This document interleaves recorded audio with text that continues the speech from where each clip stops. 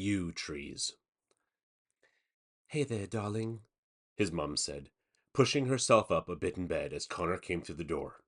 He could see how much she struggled to do it.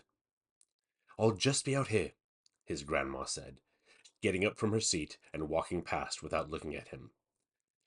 I'm going to grab something from the vending machine, sport, his father said from the doorway. Do you want anything? I want you to stop calling me sport, Connor said, not taking his eyes off his mother, who laughed. Back in a bit, his father said, and left him alone with her. Come here, she said, patting the bed beside her.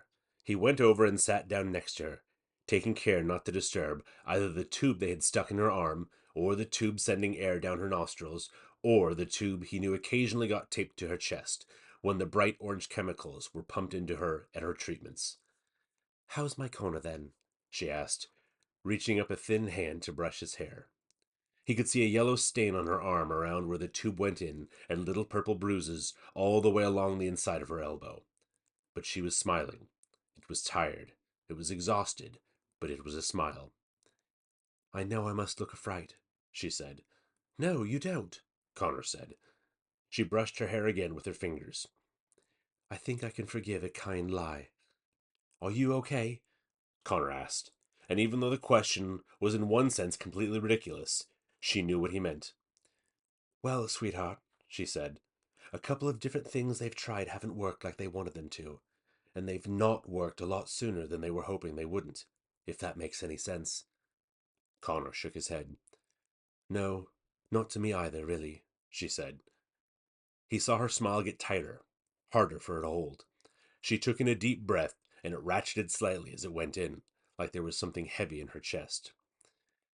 Things are going a little faster than I'd hoped, sweetheart, she said, and her voice was thick, thick in a way that made Connor's stomach twist even harder.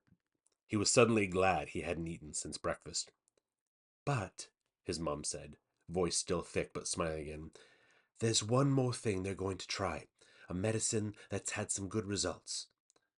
Why didn't they try it before? Connor asked. Remember all my treatments? She said, losing my hair and all that throwing up?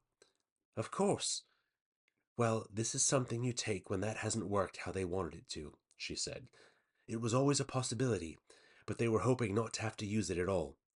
She looked down, and they were hoping not to have to use it this soon.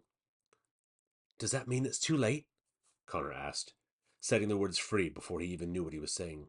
No, Connor, she answered him quickly. Don't think that. It's not too late. It's never too late. Are you sure? She smiled again.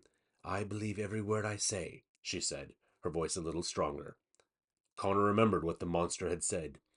Belief is half of healing. He still felt like he wasn't breathing, but the tension started to ebb a little, letting go of his stomach. His mum saw him relax a little bit, and she started rubbing the skin on his arm. And here's something really interesting, she said, her voice sounding a bit more chipper. You remember that tree on the hill behind our house? Connor's eyes went wide. Well, if you can believe it, his mum continued, not noticing, this drug is actually made from yew trees. Yew trees? Connor asked, his voice quiet. Yeah, his mum said.